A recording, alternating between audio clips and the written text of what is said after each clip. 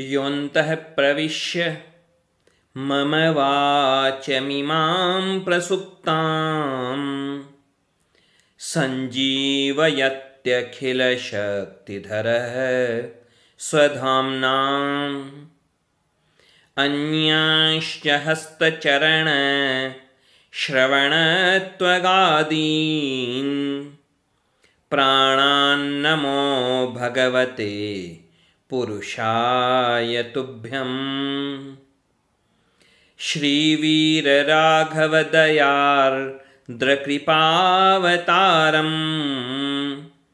श्रीजानकीश पदपद्मपरागभृङ्गं श्रीश्रीधरार्य चरणाम्बुजलग्नमौलिं श्रीदेशिकार्य घनश्यामगुरुं नमामः।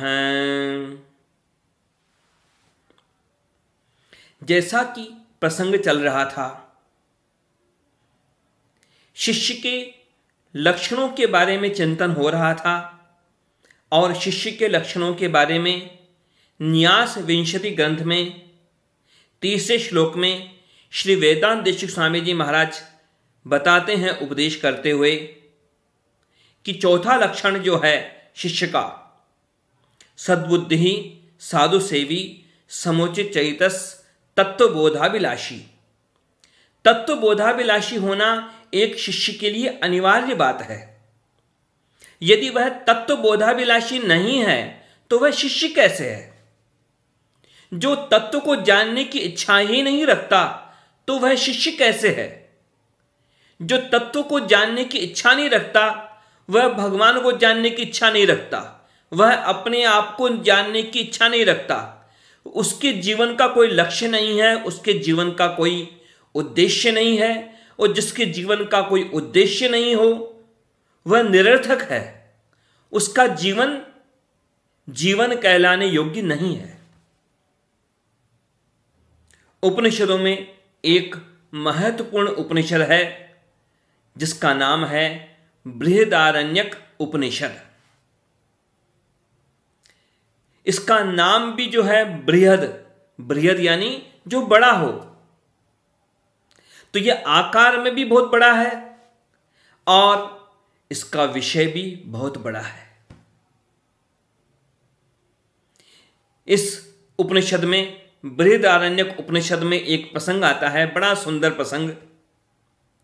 महर्षि याज्ञवल्क्य, तो महर्षि याज्ञवल्क्य बड़े ज्ञानी हैं, बड़े विद्वान हैं और बड़े बड़े शास्त्रार्थ करके भी उन्होंने बहुत सम्मान प्राप्त किया, यश प्राप्त किया और धन भी प्राप्त किया। उस समय की जो बातें थीं, उस समय के जो व्यवहार थे प्रचलन में, तो महर्षि याज्ञवल्क्य के भी एक से ज्यादा विवाह हुए थे। 2 पत्नियां थी महर्षि याज्ञवल्क्य के। अब महर्षि याज्ञवल्क्य ने विचार किया। क्या विचार किया? कि ब्रह्मचर्य आश्रम के नियम हो गए पूरे, गृहस्थाश्रम के नियम भी पूर्ण हो गए। अब उन्होंने विचार किया कि मुझे अब संन्यास लेना चाहिए। यानी क्या? यानी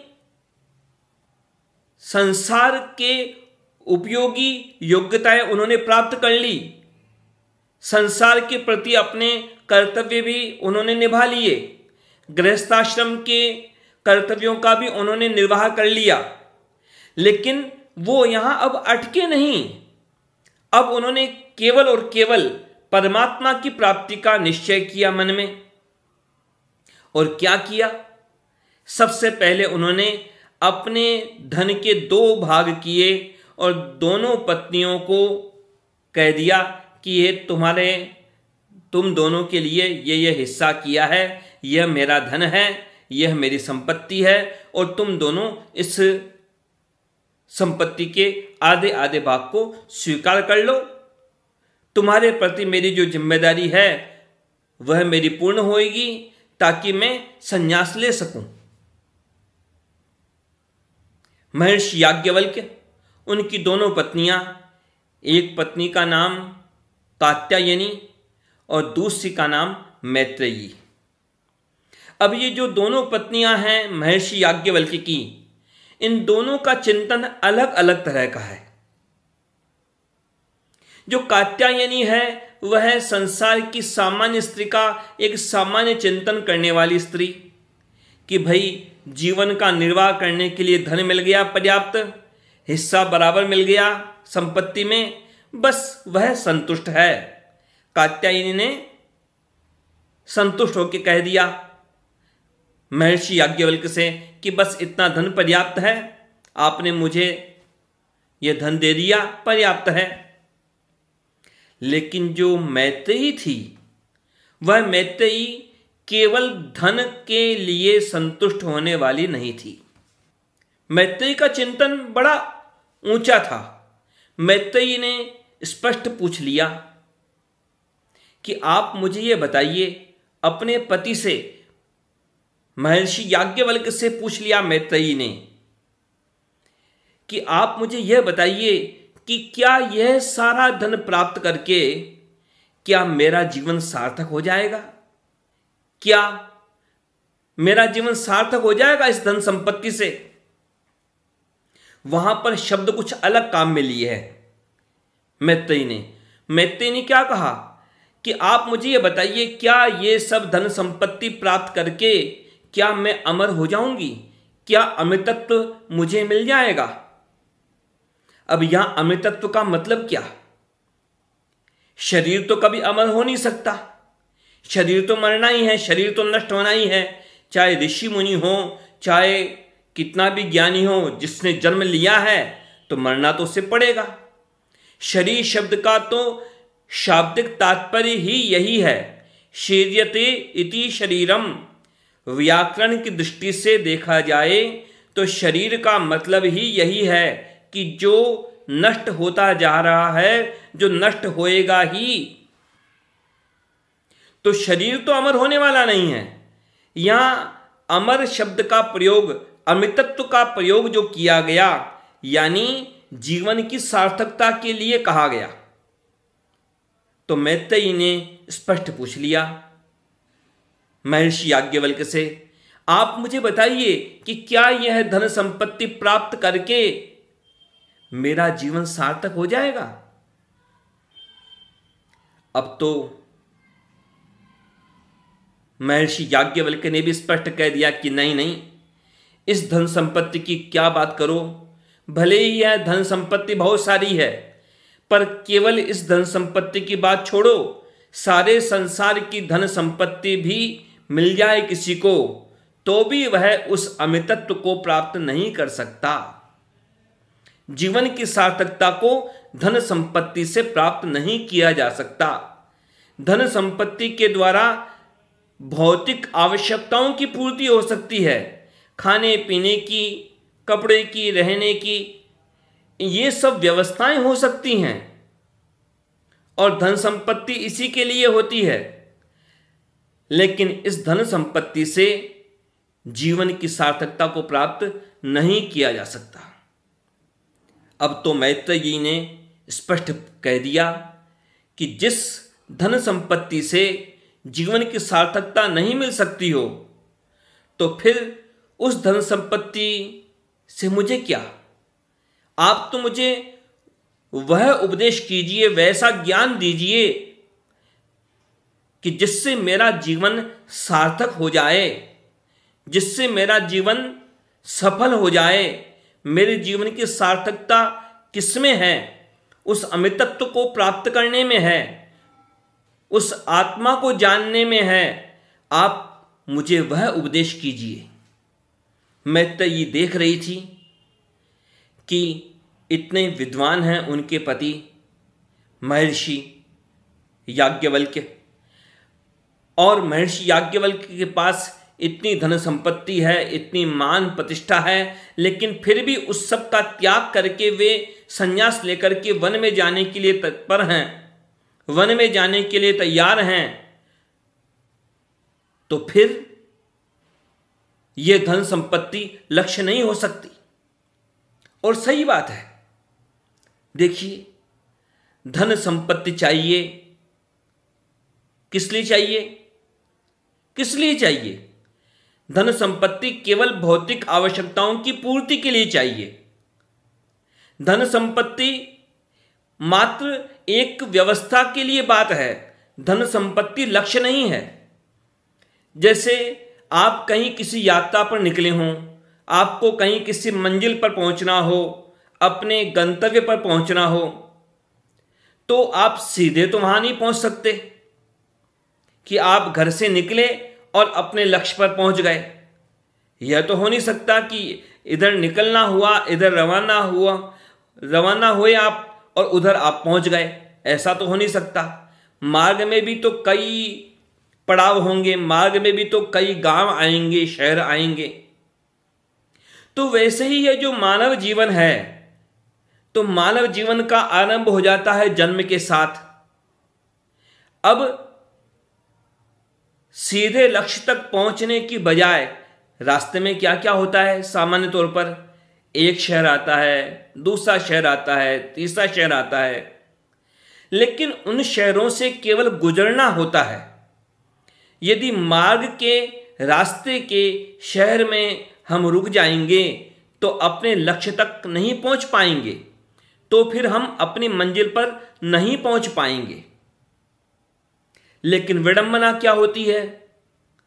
सामान्य यात्रा के बारे में तो लोगों को ध्यान में है कि जहां पहुंचना है वहीं पहुंच के रुकना है। रास्ते में बिना मतलब के, बिना जरूरी बात के रुकना नहीं है। लेकिन हालत क्या है? ये जो जीवन मिला है, मानव का जीवन, इस मानव जीवन में भी कई रास्ते के शहर हैं। भोजन चाहिए, कपड़ा चाहिए, तो इनकी व्यवस्था के लिए धन चाहिए। लेकिन यह धन रास्ते का पड़ाव है, रास्ते में आया हुआ एक शहर है। हाँ, आ गया, लेकिन यहां रुकना नहीं है, आगे चलना है। प्रसिद्धि मिल गई, नाम मिल गया, यश मिल गया, ठीक है, मिल गया सो मिल गया, लेकिन यहां रुकना नहीं है, आगे चलना है।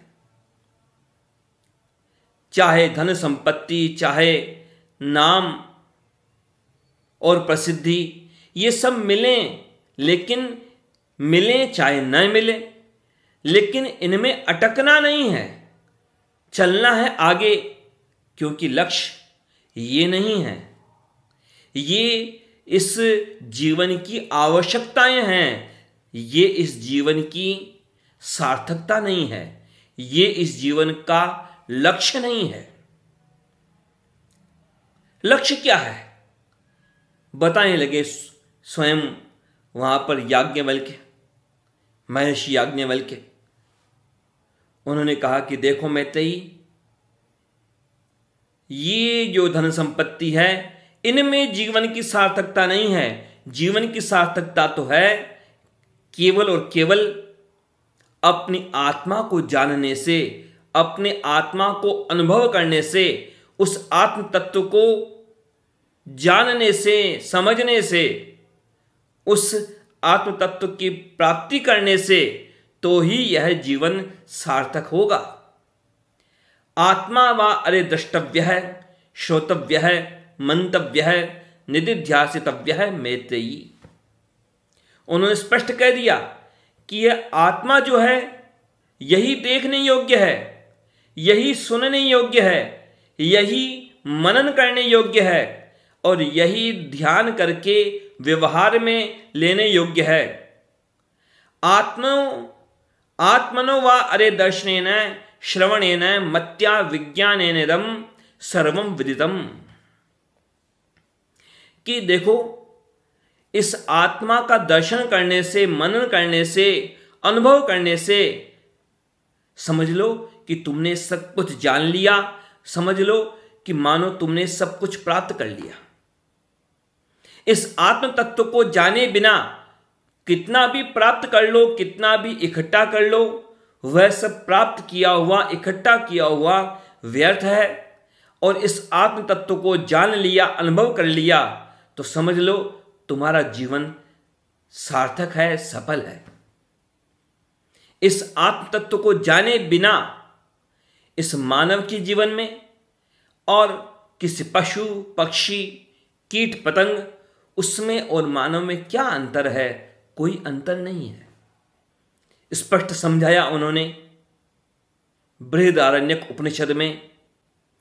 सांसारिक जो भी व्यवहार हैं, उन व्यवहारों के बारे में कहा उन्होंने स्पष्ट कि देखो, संसार में जो भी व्यवहार हैं, जो भी प्रिय प्रतीत होते हैं, वास्तव में किसी को कोई प्रिय नहीं है। संसार में लोगों को केवल और केवल स्वार्थ प्रिय है।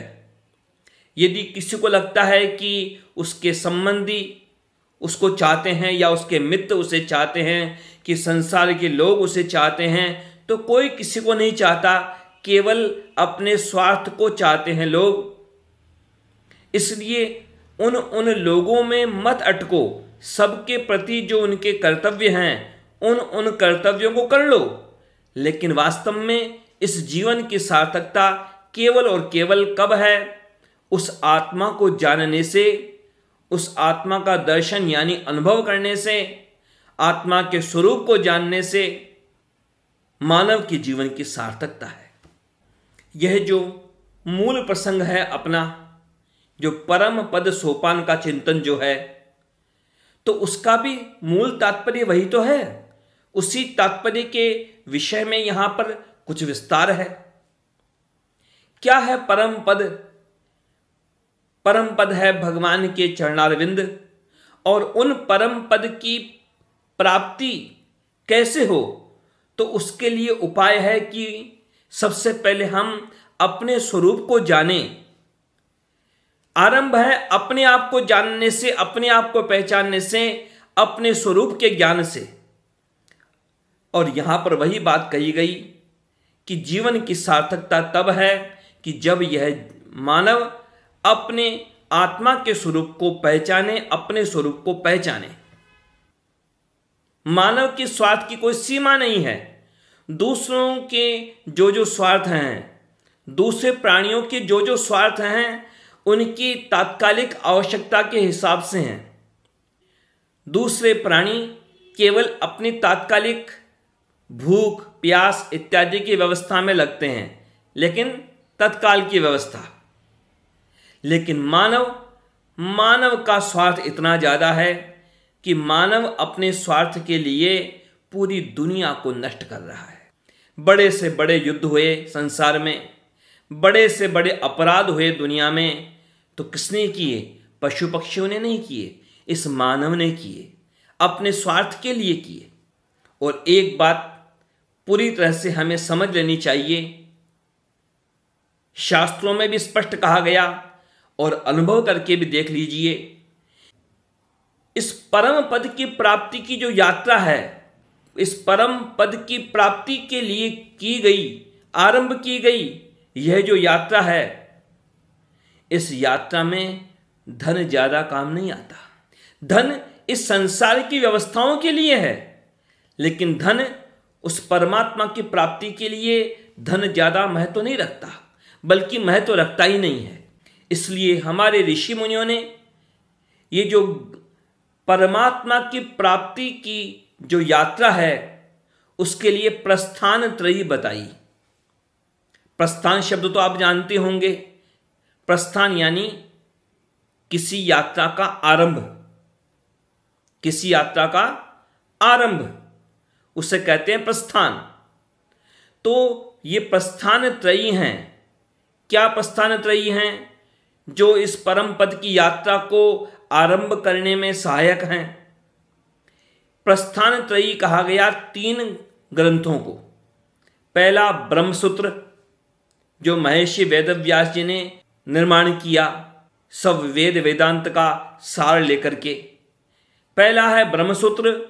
दूसरा है श्रीमद् भगवद गीता, जो स्वयं भगवान ने अपने श्रीमुख से उपदेश किया।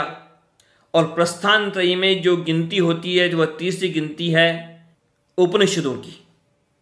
ये 3 प्रस्थान त्रयी हैं।